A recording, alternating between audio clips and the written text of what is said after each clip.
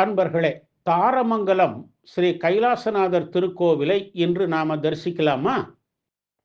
இது சேலம் மாவட்டம் தாரமங்கலத்தில் உள்ள கோவில். இந்த கோவில் இறைவனை சந்திரனும் சூரியனும் தொழுது செல்வதாக தலபுராணம் சொல்கிறது. அவர்கள் இருவருக்கும் தாரகாதிபதி தாரகன் என்னும் பெயர்கள் இருப்பதனால் இந்த ஊருக்கு தாரமங்கலம் என்று பெயர். ஆண்டுதோறும் உத்தராயண தட்சிணாயன புண்ணிய காலங்களில் மாலை வேளையில் சூரியன் கதிர்களும் சந்திரன் ஒளியும் ஒருவரை கருவறை லிங்கத்தின் மீது படுவது இங்கு தனி சிறப்பு.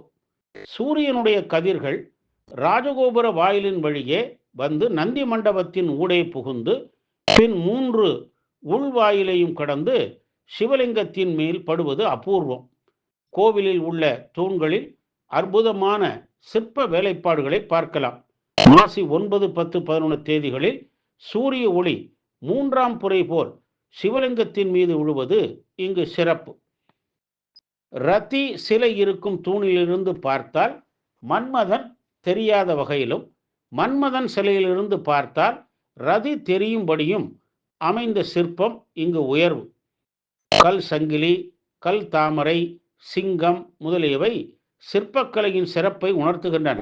எப்போதும் குளிர்ச்சியாக இருக்கும் பவளக்கல் கோவிலின் நுழைவு வாயிலில் படிக்கல்லாக உள்ளது.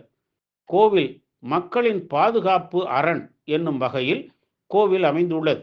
90 அடி உயரமுடைய ராஜகோபுரம், வாயில் 20 அடி கொண்ட வேங்கை மரத்தினால் ஆன கதவுகள் அமைக்கப்பட்டுள்ளது. ஒவ்வொரு கதவிலும் 60 உலோக குமிழ்கள் வீதம் 120 குமிழ்கள் அமைக்கப்பட்டுள்ளன. யானை முட்டி மோதி உடைத்திட முடியாதபடி இருக்கவே இந்த அமைப்பு. யாழியின் வாயில் உள்ள உருண்டை கல்லை வெளியே இழுக்க இயலாது, உருட்டலாம். அடுத்து 5 பவளக்கல் படிகள்.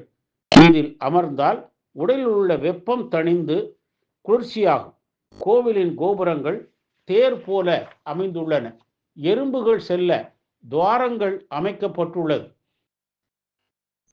போர்க்காட்சிகள் சிற்பங்களும் அருமையானவை. கோவில் தெப்பக்குளம் எண்கோண வடிவிலே அமைந்துள்ளது.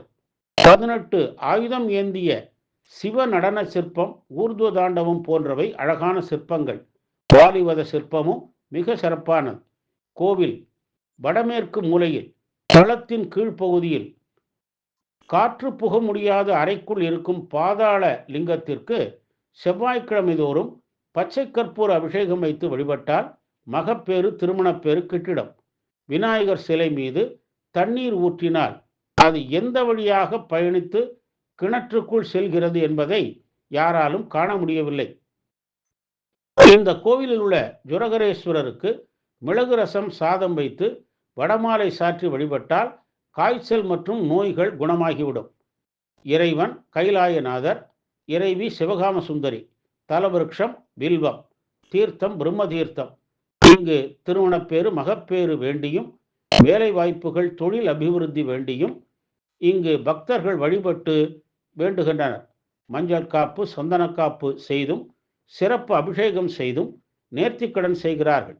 தைப்பூச விழா 15 நாட்கள், திருவாதிரை, அமாவாசை, பிரதோஷம், தீபாவளி, பொங்கல், விநாயக சதுர்த்தி, தமிழ் வருடப்பிறப்பு போன்றவை இங்கு விழா நாட்களாகும். பல்வேறு வரமருளும் தாரமங்கலம் ஸ்ரீ சிவகாம சுந்தரி சமேத ஸ்ரீ கைலாசநாதரை வழிபட்டு பேரருள் பெறுவோமாக. ஓம் நம சிவாய.